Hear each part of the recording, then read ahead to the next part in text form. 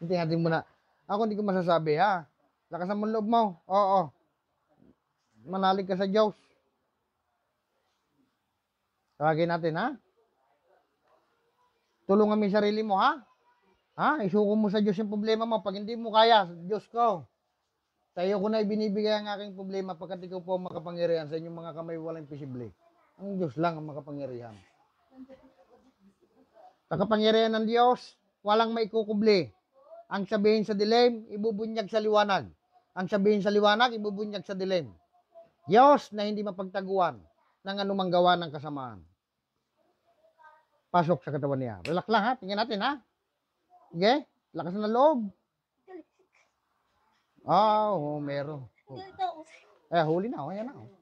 Galit ako sa'yo. Galit ka rito? Bakit mo ginaganito to? Ha? Anong kasalanan nito taong ito? Ha? Kinakamkam mo lahat. Ha? Kinakamkam mo lahat. Kinakamkam?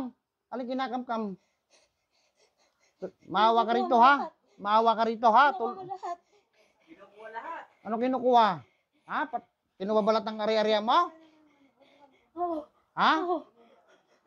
Ikaw ba'y binayara lang? Hindi. Ha? Oh, masusunog ka. Pagagalingin mo to, hindi. Ha? Susunogin kita dyan. Ha? Pagalingin mo to, ha? Sagot. Ikaw ba'y bayaran? Ha? Hindi. Tigilan mo tong taong ito, ha? Sagot. Anong gusto mo? Ibalik ko sa'yo yung ginagawa mo? Ha? Matanda ka na? Ha? Matanda ka na? Oh, bakit di ka pa magpakabait? Bakit matanda na ay malapit na humarap sa Diyos? Ha? Ha? Galit ako. Ha? Galit ako. Ay, wag kang magalit sa kanya. Ha? Hindi ganito ang pamamaraan. Daanin nyo sa mabuting paraan ng pag-uusap, ha? Sagot? Ano mo to?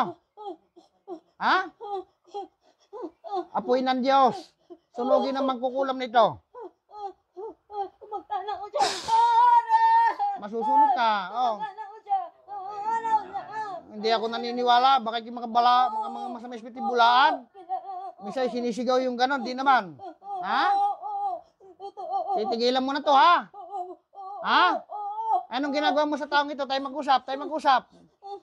Oh, wag mo masyadong pagkatalin ng katawan yan. Pagagalingin mo to, ha? Sagot! Oh, bakit mo ginaganito to? Galit ako sa kanya. Ano kinagalit mo rito? Ha? Gusto niya kunin lahat. Anong kunin? Sige. Hindi kita kakasigil. Relax. Tayo mag-usap. Panatag mo yung loob mo. Titigilan mo to, ha? Ha? Sagot! Ilang taong ka na? Matanda na. Ilang taon na? 70 na. 70 ka na? Anong gusto mong gawin ko sa iyo? Ha? Bakit pumapatay naman kukulam? Pag inabot ng tabak ng Diyos, may kalalagyan. Ha? Titigilan mo, hindi? Tigilan. May napinsala ka na? Marami na? Wala.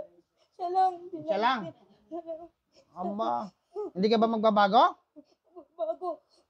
Ha? Bago. Baka salita mo lang yan? Ha? Sige, tapusin natin to. Ayaw ko ng ganito. Naawa ko sa tao. Bago.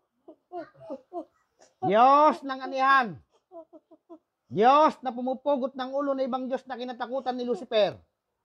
Patayin na magkukulam na ito sa ngalan ni Yahweh.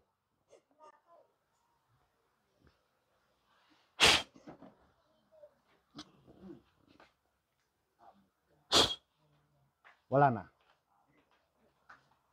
Sauli! Oh, ano nga sa'yo? Pinatay ko na. Tingnan kami mo? Oh. Tingnan mo ngayon. Oh, pantay na, oh. Wala na. Maganda ka na ulit. Oh, pinatay ko na.